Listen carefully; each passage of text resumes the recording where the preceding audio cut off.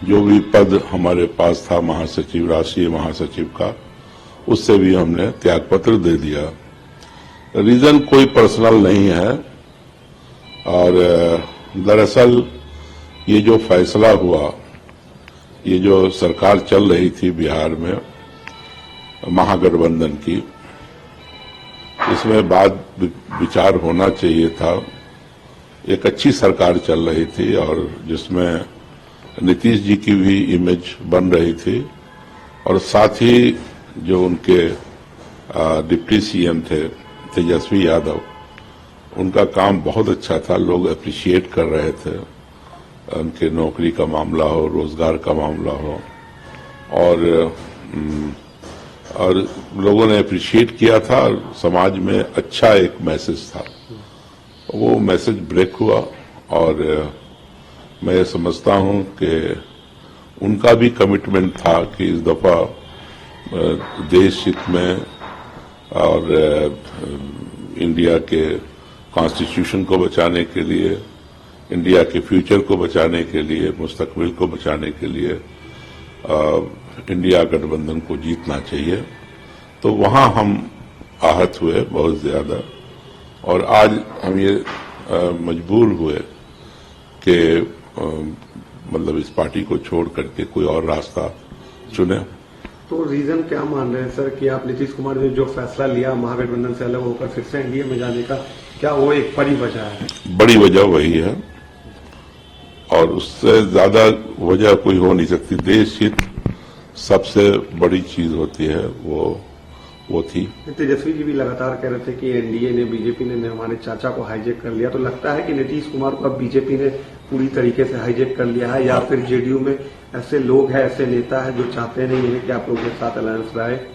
नहीं, देखिए, मैं समझता हूं कि नीतीश जी का जो फैसला है इस दफा का, कम से कम जो मेरी उनसे अपने इंडिविजुअल लेवल पे बातचीत रही है और जितना मैंने समझा है, इसमें उनका फैसला कम है और कुछ लोगों का दबाव जरूर उनके ऊपर था जिसकी वजह से वो अलग हुए हैं। तो ये देश हित में और राज्य हित में ठीक नहीं हुआ, यही मेरा मानना है। 15 साल पहले के जेडीयू में और आज के जेडीयू में क्या डिफरेंस देख रहे हैं सर? किस तरीके से क्या लगता है कि आज नीतीश जी का जो देखिए, कमजोर हो गया है? मैं तो नीतीश कुमार जी को 89 से 1 to 1 जानता हूं और मैं जब गया था उनके पास, जब मैंने ज्वाइन किया था तो सब कुछ अच्छा ही सोच के ज्वाइन किया था और उनके बारे में ज्यादा टिप्पणी करना आज के दिन ठीक नहीं है। तो मैं ये समझता हूं कि उन्होंने जो फैसला लिया है उससे मैं सहमति नहीं रखता हूं और मैं उम्मीद करता हूं कि वो जहां भी हों सेहतमंद रहें और उनके लिए अच्छी सेहत के लिए दुआ करता हूं। आगे अब सर आपका पॉलिटिकल स्टैंड क्या होगा? क्या कोई पॉलिटिकल पार्टी ज्वाइन करेंगे या फिर कहां से लोकसभा लड़ने की कोई तैयारी है? अब ये तो वक्त बताएगा कि आगे क्या होगा, लेकिन बेकार तो नहीं बैठना है और कोई तकरीबन 4 मरतबा लोकसभा में रहे हैं तो राजनीति तो करना है, राजनीति करना है। 24 में लोकसभा आप लड़ेंगे? अगर कोई अच्छी पार्टी तो टिकट देगी और हमें लड़ाएगी, इस लायक समझेगी तो जरूर लड़ेंगे। किस सीट से सर आप? मैं तो बराबर मीडिया में भी कहा और आज आपके जरिए कह रहे हैं कि हम मधुबनी से चुनाव लड़ना चाहते थे। लोकसभा आप मधुबनी से लड़ना चाहते हैं? जी। अच्छा, अभी जो इंडिया गठबंधन है सर, उसका क्या भविष्य आप देख रहे हैं देश में और बिहार में? जो इंडिया अलायंस बना है बहुत ही अच्छा है और बहुत ही चौंकाने वाला रिजल्ट आने वाला है। मोदी जी कहते हैं कि इस बार 400 पार, तो क्या लगता है? वो तो याद होगा, बंगाल में कहते थे इतना 100 पार, फिर लड़ने गए कर्नाटका में तो इतना 100 पार, फिर लड़ने गए अभी तेलंगाना तो इतना 100 पार। वो हर जगह पार कर देते हैं। और दिल्ली के अंदर केजरीवाल के खिलाफ लड़े तो वहां भी ऐसे ही कहा कहाँ पार लगा सके वो। और पिछली दफा जो आपको याद होगा बिहार आए थे वो 2015 में, जो ये सब मिलकर लड़ रहे थे लालू जी नीतीश जी, तो इतना 100 पार जाने क्या क्या बांट दिया बिहार के अंदर। लेकिन आपने देखा रिजल्ट तो पब्लिक के हाथ में है और गारंटी दे रहे हैं जनता 400 पार की, और मोदी की गारंटी दे रहे हैं 400 पार की भी गारंटी दे रहे हैं सर।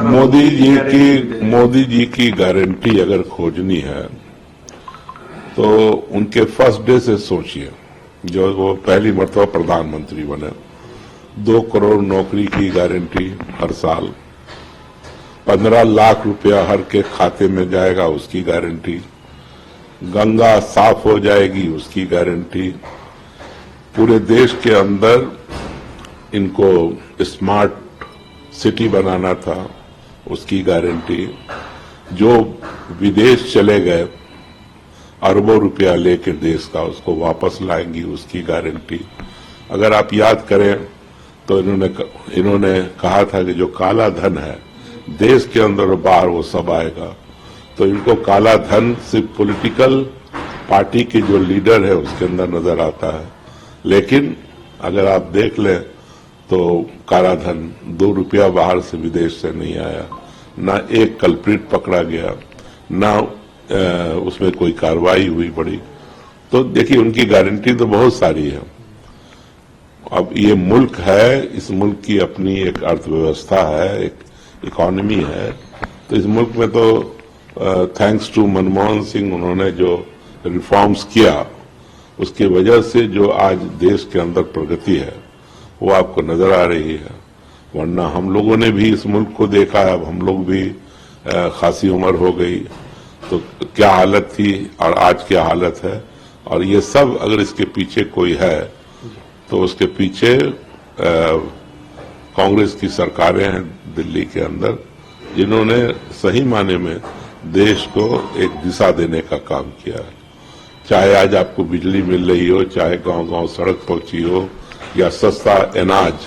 आपको याद होगा फूड गारंटी बिल कौन लेके आया था? 1 रुपए में गेहूं और 2 रुपए में चावल, फूड गारंटी बिल। अब ये तो सब चीज अपने नाम लेते हैं। और क्या पहले शौचालय नहीं बनता था?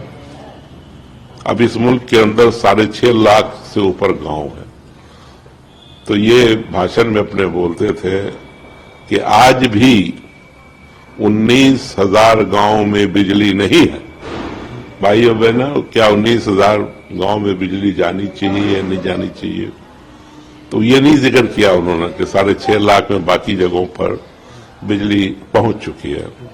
तो ये तो अगर आपको याद होगा ये यूपीए 1 में ये कमिटमेंट लिया गया था कि 2020 तक गांव-गांव बिजली पहुंच जाएगी। तो ये सब छोड़े, ये उनका जो गारंटी है ना, वो गारंटी सबको मालूम है किस चीज की गारंटी। हाँ, अलबत्ता ये बात जरूर है कि भारतीय जनता पार्टी पूरे 5 साल सरकारी काम कम करती है, पॉलिटिकल काम ज्यादा करती है। वो हर वक्त अगले चुनाव की तैयारी, ये गलत है। राजनीति को इस तरह से नहीं करना चाहिए। जो वक्त आपको मिला है मुल्क को आगे बढ़ाने के लिए, अपने समय को वहां लगाइए। तो ठीक है, वो कितना पार तो वक्त बताएगा, रिजल्ट बताएगा कितना पार हुआ। एक आखिरी सवाल सर, इलेक्टोरल बॉन्ड का डेटा जो है पब्लिक हो चुका है, जिसमें सबसे ज्यादा शेयर परसेंटेज बीजेपी का है। और 2 दिन पहले जेडीयू की भी 10 करोड़ की बॉन्ड की रसीद आई। उसमें कहा गया कि किसी व्यक्ति ने जेडीयू ऑफिस में बंद लिफाफे में करिए पैसा दे दिया। तो ये दोनों चीज को आप कैसे देखते हैं? देखिए, जहां तक सवाल पैदा होता है, जब ये बॉन्ड आया था तभी संदेह के घेरे में आया कि एक आदमी अपना सोर्स नहीं बताएगा कहां से पैसा आया, और फिर उसका नाम भी उजागर नहीं होगा। तो ये तो सीधा सीधी जो पार्टियां पावर में रहेंगी, दिल्ली की सरकार मतलब भारत सरकार में और राज्यों की सरकार में, उसको ज्यादा चंदा आएगा। और वो स्पष्ट हो गया कि भारतीय जनता पार्टी को 6,000 करोड़ से ऊपर का बॉन्ड आया, इलेक्टोरल बॉन्ड आया। अब एक चीज बताइए मुझे आप, अब उनका प्रचार चल रहा है कि पूरे विपक्ष को मिला करके अगर देखिए, उससे क्या मतलब है? यहाँ पॉलिटिकल पार्टी अगर कांग्रेस हारती है पूरे देश में, तो पूरे देश में चुनाव भी लड़ती है वो। अभी उसका नीचे है। कल भारतीय जनता पार्टी ये बोलेगी अगर हार जाए कि साहब हम तो इतना हारे हुए हैं, इतना बॉन्ड हम रख के क्या करेंगे, इसको हम वापस करते हैं कांग्रेस को। तो इसमें ये बात सही है कि पार्टियों को पैसा चाहिए, लेकिन पार्टी के पैसे के साथ उसके अंदर थोड़ी रैशनलिज्म भी होनी चाहिए थी। वो उस जो कानून बना था उसमें प्रावधान होना चाहिए था कि आप सबको दीजिएगा, ये नहीं कि ईडी के डर से और इनकम टैक्स के डर से या किसी और दबाव में आप सब एक ही पार्टी को देते चले गए।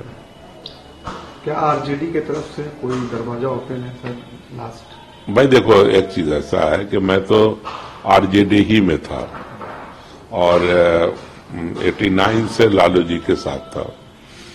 हाँ, शुरुआती दौर में नीतीश जी भी हम लोगों के साथ होते थे 89 से 92-93 तक, जो अलग हुए। तो हम लोग तो शुरू से लालू जी के साथ हैं और उनकी पार्टी से तो हम 4 मरतबा लोकसभा गए, 3 मरतबा हारे, 1 मरतबा मेरा लड़का भी राष्ट्रीय जनता दल से असेंबली का मेंबर हुआ। तो हमें कोई आपत्ति नहीं है उनके साथ काम करने में, और उनका तो बहुत प्यार रहा मेरे ऊपर, और ही लव्स लाइक एनीवन, मतलब जो भी नियर डियर होता है उस लिहाज से उनका प्यार हमारे तरफ है। और Tejashwi is doing very well, मतलब as a leader, as a मतलब तकरीर करने में हो, काम करने में हो, तो डिलीवर करके दिखाया। आज जो हम लोगों पर जब पहले काम करते थे हम लोग कि ये लोग फला काम नहीं करते, फला काम नहीं करते, आज उसने प्रूफ किया कि डेवलपमेंट और जॉब अपॉर्चुनिटी, यूथ को आगे बढ़ाना, वो किस तरह से होगा, उसमें कोई भेदभाव नहीं।